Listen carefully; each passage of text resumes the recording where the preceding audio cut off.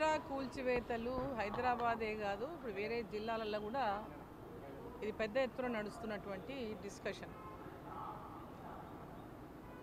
హైడ్రా కూల్చివేతల పైన అందరి పట్ల ఒకే రకమైనటువంటి న్యాయం చేయాలని చెప్పింది.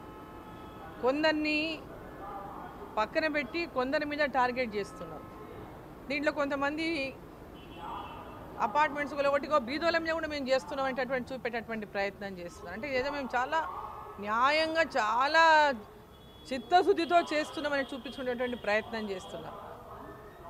సో ఈరోజు ఎవరికి నోటీసులు ఇవ్వకుండా కొన్ని చోట్ల, కొందరికేమో టైం ఇస్తూ కొన్ని చోట్ల అసలు వాళ్ళ హైడ్రా అనేటటువంటి అంశం అనేది ఈ రాష్ట్ర ప్రభుత్వం మిగతా అనేక అంశాలను పక్కన పెట్టడానికే, దృష్టి మరల్చడానికే హైడ్రాను తీసుకొచ్చింది అనేది.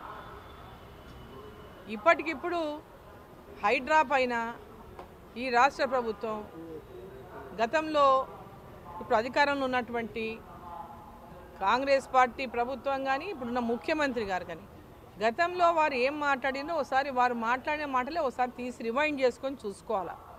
అవన్నీ యూట్యూబ్లో సేవ్ అయ్యే ఉంటాయి. మరి ఏం మాట్లాడిండ్రు గతంలో? ఉన్న పళంగా వాళ్ళ నిరాశ్రయులను చేయడం అనేది ఎంతవరకు న్యాయం?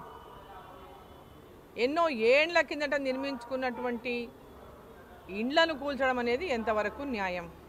గతంలో వారేం మాట్లాడింది కదా, వారికి నోటీసులు ఇవ్వండి, పెనాల్టీలు ఇవ్వండి, గవర్నమెంట్ దానికి ఏమైనా రుసుము వసూలు చేయండి. ఇప్పుడు ఎప్పటి నుంచో కట్టుకున్నటువంటి కట్టడాలు ఎన్ని ఉన్నాయి? నూతన కట్టడాలు ఎప్పటి నుంచి ఉన్నాయి? మరి పాత కట్టడాల విషయం ఏంది? నూతన కట్టడాలని చెప్పేసి కూలగొడుతున్నారు.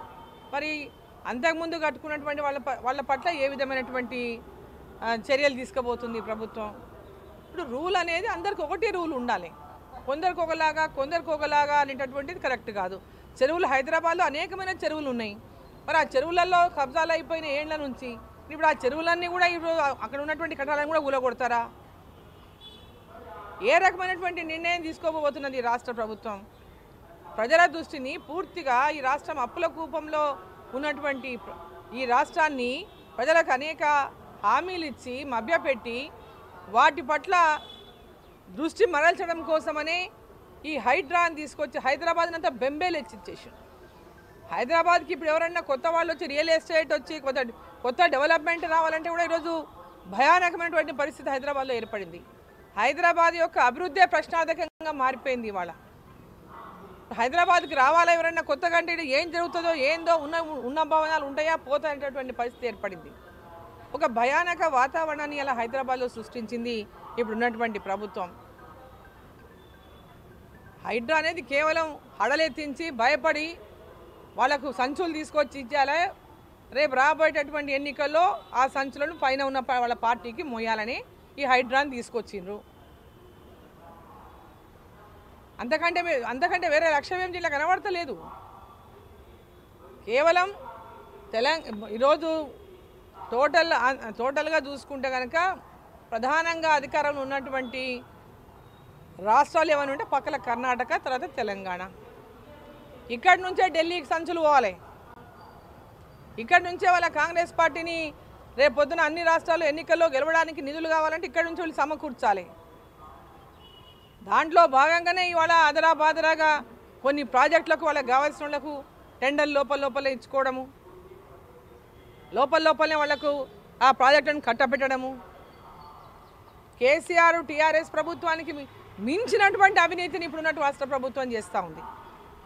అంతకు మించినటువంటి అవినీతి ప్రయాణాన్ని ఈరోజు కాంగ్రెస్ పార్టీ చేస్తూ ఉంది. సో కాంగ్రెస్ పార్టీ ఇవాళ చేస్తున్నటువంటి అభివృద్ధి పేరిట దోస్తున్నటువంటి దోపిడీలే కానీ, ఒక పక్క పేదవాళ్ళకి ఇవ్వాల్సిన పథకాల పట్ల ఇప్పటిదాకా లేదు, రైతులకు ఇవ్వాల్సిన పథకాల పట్ల ఇప్పటిదాకా లేదు, చొరవలేదు. కానీ అమాంతరంగా అడ్డగోలుగా వాళ్ళ బంధువులకు టెండర్లు కట్టబెట్టడము, ప్రాజెక్టులు ఇవ్వడము, కొత్త ప్రాజెక్టులకు టెండర్లు వాళ్ళకి కావాల్సిన వాళ్ళకు అనునాయులకు ఇచ్చుకోవడము, వాళ్ళ పార్టీలు ఉన్నటువంటి వాళ్ళకి ఇచ్చుకోవడము, వాళ్ళకు మద్దతు ఇచ్చినట్టు వాళ్ళకి ఎన్నికల్లో సపోర్ట్ చేసిన వాళ్ళకి ఇచ్చుకోవడము. ఇవన్నీ చూస్తే మరి ఆనాడు మాట్లాడినటువంటి మాటలు ఈనాడు ఏమైనా అడుగుతున్నా కాంగ్రెస్ పార్టీ నాయకులను. ఆ రోజు కేసీఆర్ మీద టీఆర్ఎస్ పార్టీ మీద మీరు చేసినటువంటి వ్యాఖ్యలు మర్చిపోయినరా? ఈరోజు మీరు చేస్తున్నది ఏంది? ఓసారి ప్రజలందరూ కూడా గమనించాలని చెప్పి సందర్భంగా నేను కోరుతున్నా.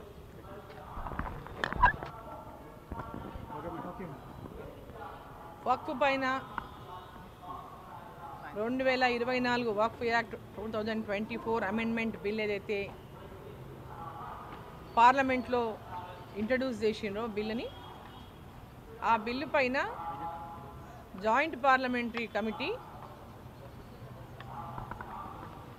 రేపు హైదరాబాద్కు రాబోతున్నది.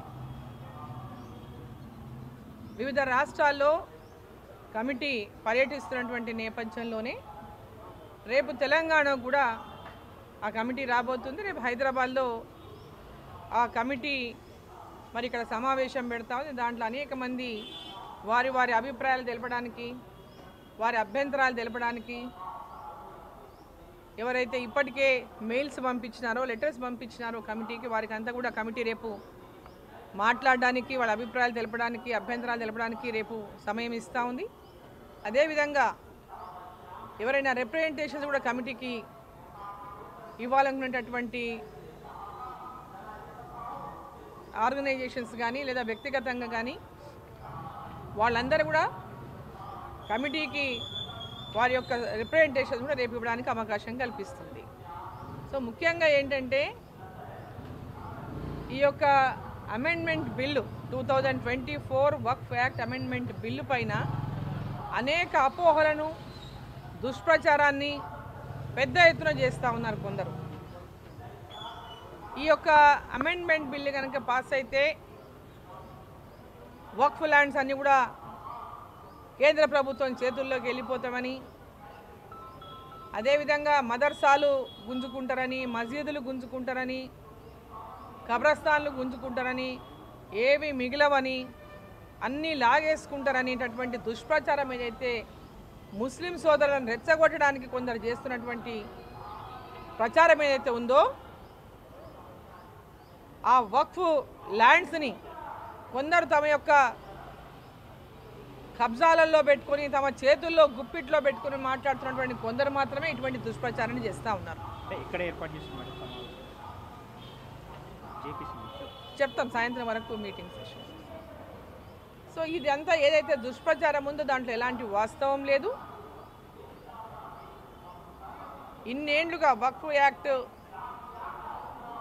ఏర్పడినప్పటికీ కూడా ముస్లింలకు, పేద ముస్లింలకు కానీ, పేద మహిళలకు కానీ, పేద వితంతువులకు కానీ ఈ వక్ఫ్ యాక్ట్ ద్వారా, వక్ఫ్ బోర్డుల ద్వారా ఎలాంటి న్యాయం కానీ, వారికి లబ్ధి కానీ ఇప్పటిదాకా ఎప్పుడు జరగలేదు.